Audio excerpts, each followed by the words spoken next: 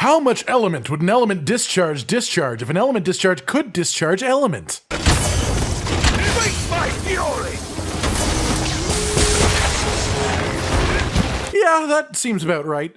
Ladies, gentlemen, and monsters of all ages, I've been sitting here playing Sunbreak like no tomorrow, and what do I spy at the side of my eye but a whole load of you guys asking for a Charge Blade build. We covered our main weapons, and then we asked what else you guys would like builds for, and so we are doing our best to give you the answers that you have been seeking. And today's prime subject is, of course, the Charge Blade. Now, it's worth pointing out here that I'm not a Charge Blade main, and this gameplay will be pretty far from perfect. I will launch off Ultra Amped Element Discharge into thin air because I misjudged the turning arc, but this is a build, and so what really matters at the end of the day are the numbers. So let's talk about the best Charge Blade builds that you can make in Sunbreak. First up, I've chosen to focus on Elemental Charge Blade gameplay based around SAED, mostly because this got a hard buff in Sunbreak, and now the numbers it does are absolutely ludicrous. This isn't to say that raw Charge Blade builds are bad by any means, but I just completely believe that element builds will do more damage to the vast majority of monsters in the game. On top of this, there is a skill in the game called dereliction, which can be used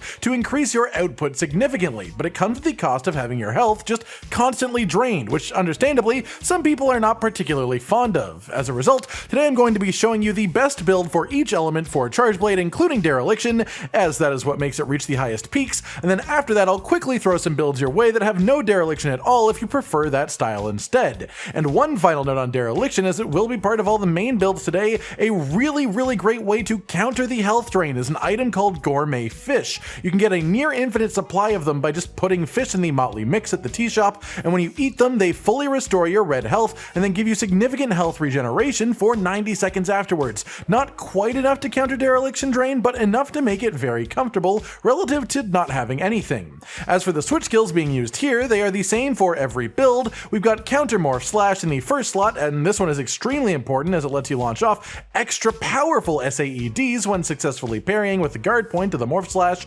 Condensed Element Slash, which lets you power up your sword mode. File Follow-Up Firing Pin is very good for us, as when you proc the little file pops, it extends the duration of your shield power-up, meaning more SAEDs before you have to charge that up again. Counter Peak Performance in the fourth slot, as this just completely fills your files and lets you immediately enter SAED on a successful counter for the extremely low price of a single wire bug, and then the last slot is very much personal choice. I don't use it much either way, but I find Air Dash to be fun on occasion. I know how much you enjoy flying. As for the specific weapons we'll be using for each of the elemental builds, the range of choices is actually quite small. There's not a whole lot of decision making going on here. For the most part, there are only a couple at most of element file weapons for each element in the entire game, and so it is simply one of those with the highest element and rampage decoration slots to match. For Thunder, we are using the Narwa Charge Blade. For Dragon, it is simply the Dragon Tree Charge Blade. For Fire, we are using the Rakna Kadaki Charge Blade. For Ice, we are using the Aurora Somnicanth Charge Blade, and then for water we are using the Vike Tree Charge Blade, which is, yes, just a fish and a harpoon that you stick together. Honestly, this is peak weapon design here. If you have a go down the entire weapon list, you will see some Charge Blades with comparable element numbers,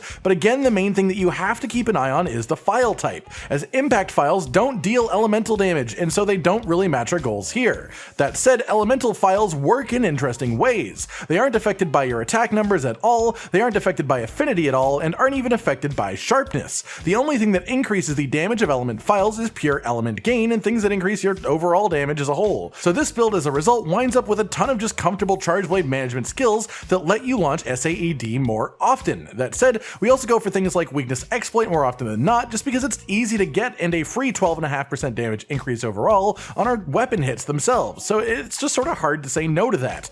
The general goals of each and every one of these builds is to follow a simple skill priority. Element up for whichever element you are using, this is the most important one. Secondarily, as there are limited ways to increase your actual element amount, and that is the main thing affecting our damage, we want to aim for the related blessing skills. Storm Soul for Dragon and Thunder increases it by percentage. Kushala Blessing for Water and Ice also increases it by percentage, and then Teostra Blessing for Fire increases that by percentage. These increase your element damage, and so of course they have a massive effect on the output of our element files. Then the Guard skill up to at least 3. This will let you you reduce the flinch of the vast majority of attacks when you hit a guard point on time, and this is vital to let you follow up with the guard point with an immediate SAED. Generally speaking, we aim for 5 on the guard skill though, because this lets you do this with pretty much any attack in the game. On a similar note, 1 rank of guard up lets you block a number of super moves that would otherwise just not be blockable in the first place, so we need it for the exact same purpose. This is all integral to the gameplay loop that we'll be using for elements.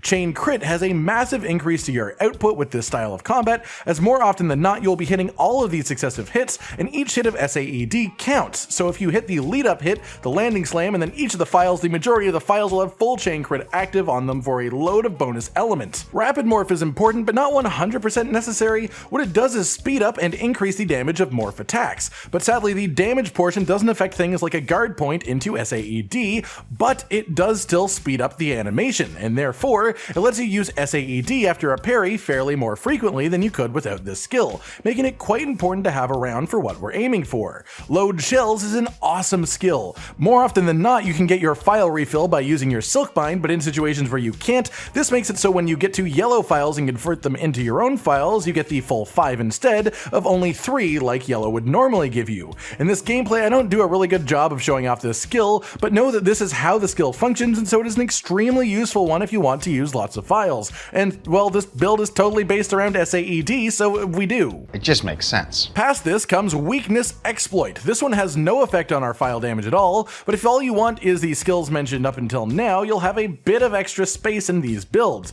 And this is just an easy way to use 3 skill slots to increase your weapon hit damage by 12.5% on average. After that is Offensive Guard. This style of gameplay in Charge Blade in general involves a ton of counters and parries with your shield that will trigger Offensive Guard, and each rank of Offensive Guard is 5% raw attack after doing so. As this build is focused on element, the skill is much further down the totem pole, but again, we have extra space for skills, and so this is the next one to take priority for our regular weapon hits. And then finally, this one is actually quite high priority when it is used, but given the issues some people have with it that I mentioned earlier, I left it until here, Dereliction. This raises element by 12 when you have 3 curios flying around you at 1 rank of the skill, all the way up to raising it by 20 at the full 3 ranks of the skill, which is a massive boost for element. In a Dereliction build, this skill is just as important at the various element blessings, and whether you focus harder on Dereliction or the blessing depends entirely on the armor that you're going to use, which is why most of these builds will have a mix of both to the optimal middle ground. As well, it's worth noting, every one of these sets uses some pieces of armor from the final boss, so if you aren't quite there yet and don't want equipment spoilers, this is definitely the time to turn away. And lastly, before moving on to the builds, a note on the playstyle for anyone wondering. Mostly this is simply get files as quickly as possible, spend your files as quickly as possible on SAED. Ideally, you'll do it off of a guard point, as that does more damage with the counter morph switch skill, but if you are spending extra time lining that up, you're just going to be doing less SAEDs over a hunt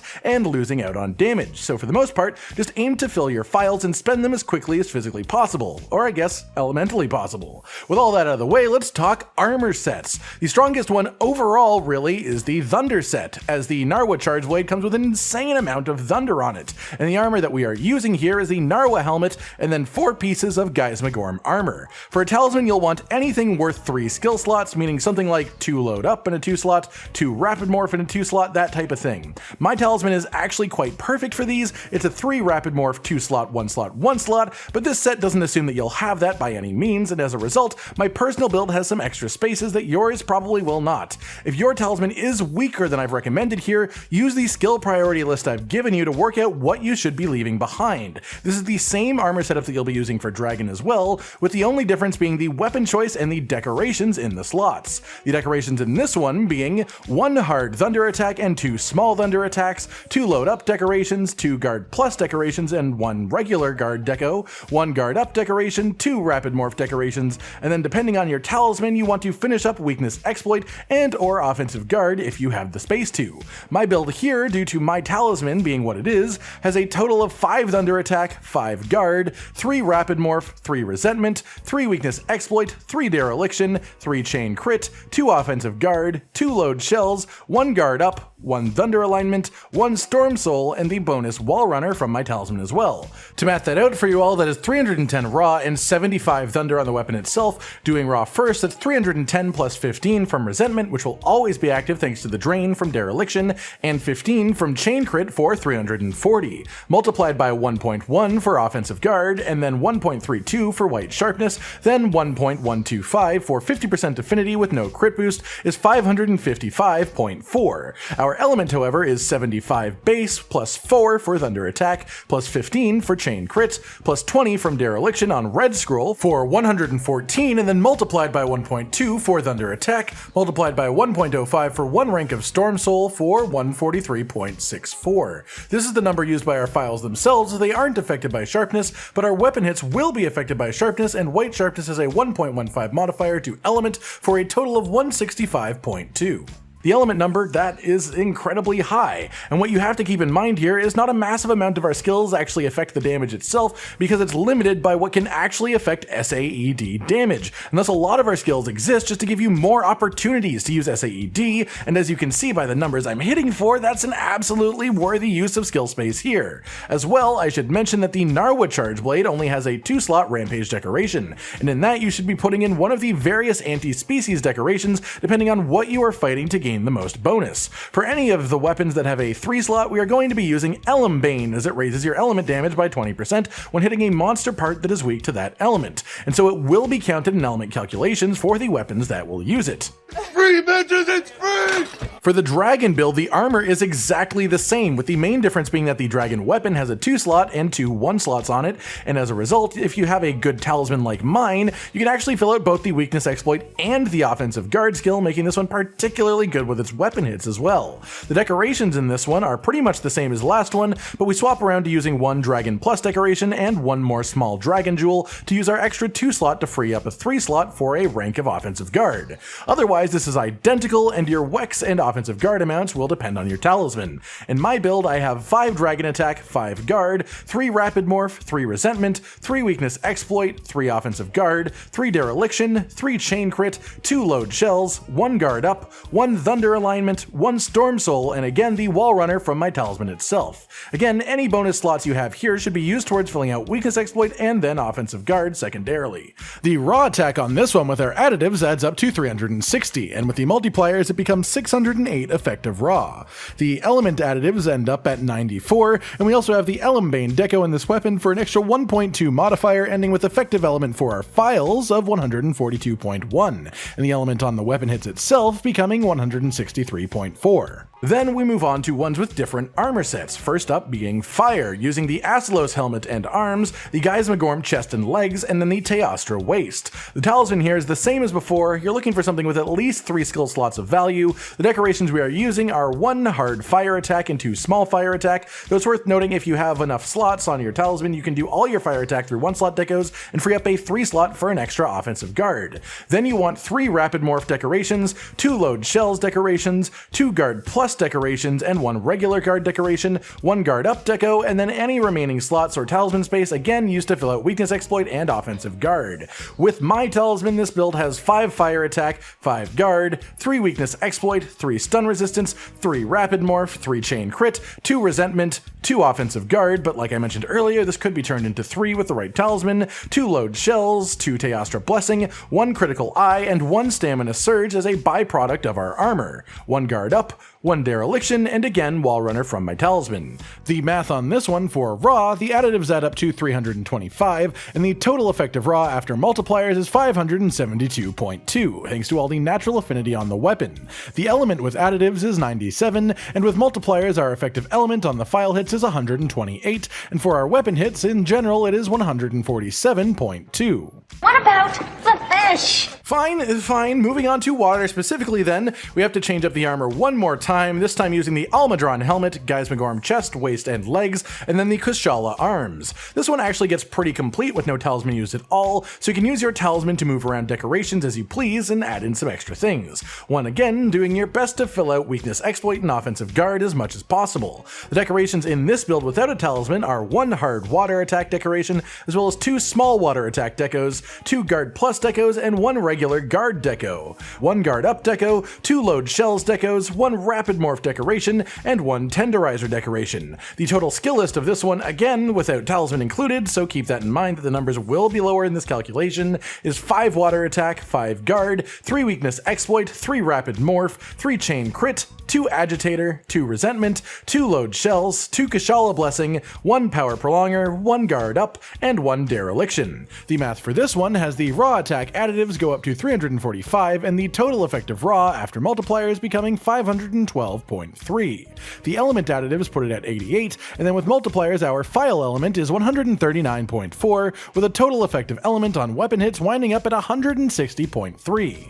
Then finally, for the dereliction builds, we have the ice build, which is the exact same armor as the water build, with the main difference here being that the weapon has no 3 slot but an extra 1 slot. As a result, the only things that really change are your decorations, which simply trades out the tenderizer decoration from the last build for a hard frost decoration. Again, this one isn't shown with a talisman, so use your talisman to shuffle things to gain the most weakness exploit and offensive guard possible. However, the skills shown here with this setup are 5 ice attack, 5 guard, 3 rapid morph, 3 chain crit, 2 agitator, 2 resentment, 2 weakness exploit, 2 load shells, 2 Kashala blessing, 1 power prolonger, 1 guard up, and 1 dereliction. The raw for this build with additives is 345, and the total effective raw after the multipliers is 489.6. The element with additives is 102, and the total effective element on our file hits works out to 134.6, and for our weapon hits it jumps up to 154.8. And that covers every single one of the dereliction elemental charge blade builds that we have here. These are the absolute cream of the crop, the ones that will tear anything to shreds that even slightly has an elemental weakness, but they all have dereliction and thus also health drain. I also like to live dangerously. As a result, here in somewhat of a quicker fashion as I can, are the builds for each element without using dereliction for those of you who want something a bit safer and more comfortable. And for each of these, the talisman is simply anything that has 2 slots. Anything more is considered a bonus spot to fill up on the priority list mentioned earlier. For Thunder and Dragon, your armor will be Narwa helmet and arms, Ibushi chest and legs, and Geismagorm waist. The decorations in the Thunder one are 1 hard lightning attack deco, 1 lightning attack plus, 2 guard decos, 2 load shells, and 1 rapid morph decoration. The total skill list with that is 5 thunder attack, 5 guard, 4 storm soul, 3 evade extender is just for my talisman so yours won't have that, 3 rapid morph, 3 wind alignment, and 3 thunder alignment, 3 chain crit, 2 weakness exploit, 2 guard up, 2 offensive guard, 2 slugger, which has no use to us with element files,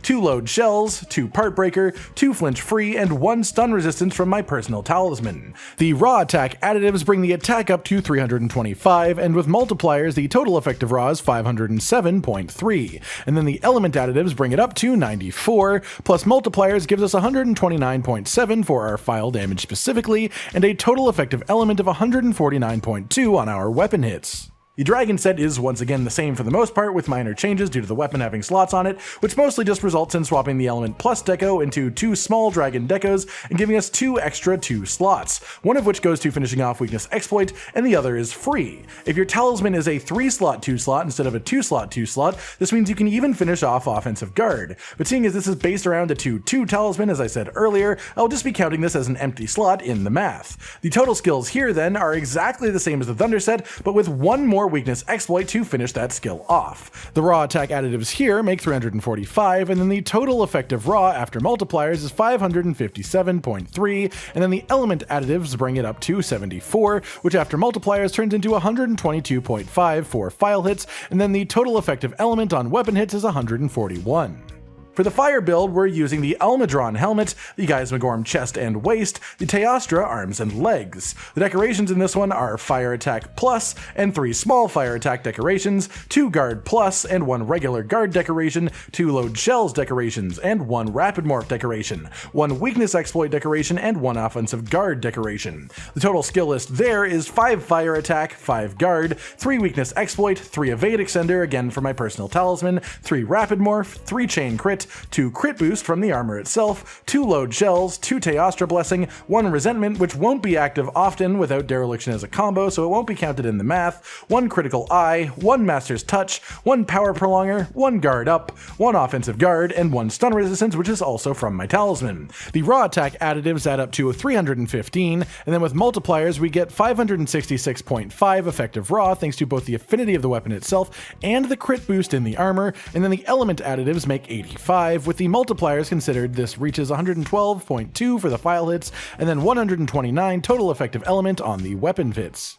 And then finally we have the same armor set for both water and ice once again, this one using the Heavy Knight helmet from Arlo's follower missions, the Geismagorm chest and waist, the Kashala arms, and the Baroth legs. In the water version we have a hard water attack decoration as well as 2 little water attacks, 3 rapid morph decorations, 1 guard plus, and 1 regular guard decoration 2, 1 tenderizer decoration, and 1 offensive guard decoration. This one also has a free level 1 slot to do with as you choose, so don't spend it all in one place. Actually, it would be impossible not to spend it all in one place.